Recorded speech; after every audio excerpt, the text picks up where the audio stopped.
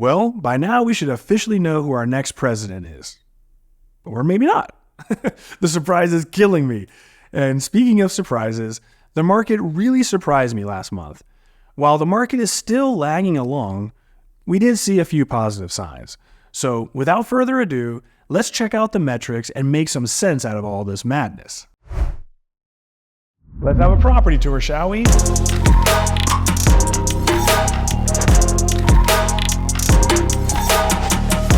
And stock market just crashed.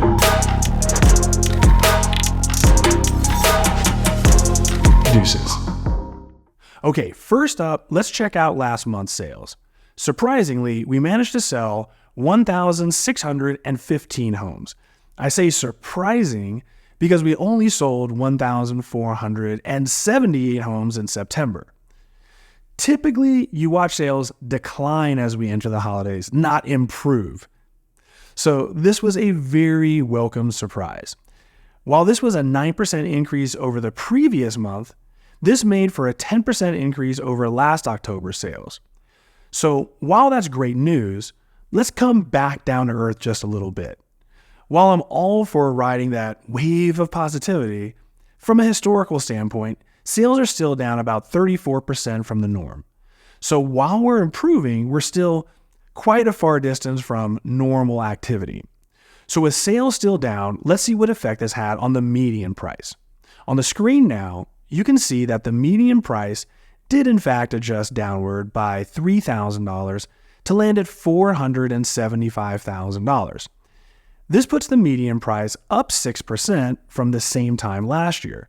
So even in a poorly performing market, we're still seeing above average home appreciation. Additionally, we're only $10,000 from the all-time high of $485 set in May of 22. Next, let's check out our housing inventory. On the screen now, you can see that our inventory rose about 4% last month to settle in at 5,563 homes. While inventory is going up almost every week, the increases have been more moderate compared to a few months ago. Now, even with our lousy sales numbers, this means we only have a 3.5-month supply of homes. In a normal market, this would barely be a 2-month supply. Suffice to say, the singular reason our market hasn't crashed, or really even adjusted price-wise, is the fact that we simply don't have enough housing supply. Now, last but not least, let's check out my favorite metric, housing absorption by price range.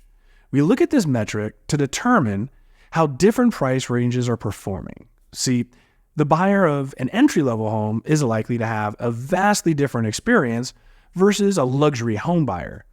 The higher the percentage, the more competitive that market segment is performing. First up is the bulk of our market, homes priced between $250,000 to $500,000. We dropped from 34% down to 31%. So now, less than a third of the homes on the market are actually under contract. That's a wild contrast from April, when we were at 54%. Next, we have 500 to 750. This also came down from 26% to 25%. Next, we have 750 to 1 million. This dropped from 24% down to only 21%. Now let's talk luxury. Homes priced between 1 million and 1.5 million. Surprisingly, this segment went up from 18% to 19%. Finally, we have the ultra luxury market of homes priced over 1.5 million. This increased as well from 11% up to 13%. Overall, the market went down from 28% to 26%. So while the overall market is becoming less and less competitive, for some reason, the luxury market is seeing an uptick in activity. More interesting is the fact that while the percentage is down, we have more homes under contract this month than we had the same time last month. In other words, I would expect November sales to surpass October's.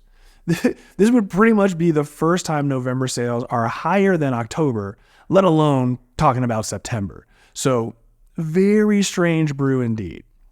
So let's make some sense out of all this madness. Sales are down from the norm, but oddly improving. The median price is down a bit, but still 6% over last year, which is great. Inventory is still at a minimum, but starting to stabilize, and the market overall is slightly less competitive. So if you're looking to purchase or sell, what should you do? Now, if you're looking to purchase, the next 2 months are the absolute best time to jump into the market, especially if you're looking to purchase on the lower end of the market. There's less and less competition out there as the year, comes to a close, especially for family-sized homes. December tends to be the worst month of the year for demand. So if you can find what you like, jump in now, suck up the payment with these rates vacillating around 7%, and just plan on refinancing in the next couple of years. Like they say, you marry the house and date the rate. Now, if you're looking to sell, I would say hold off. It's the very worst time to sell a home. Between rates and the election, so many buyers have taken the past few months off. Now, coming into next year, we're likely to see rates touch and break through that 6% barrier. I'm still very confident that once we break through that magic 6% number, it's going to be off to the races. So not only will you have more people competing for your home, that increased competition and low inventory is likely to start driving prices upwards. Well, that's it for this month, everyone. Stay tuned because next week's home tour is going to be one of the coolest we have ever filmed. Now, enjoy your Thanksgiving. Please click to like and subscribe, and I'll see you guys all in the next one. Deuces.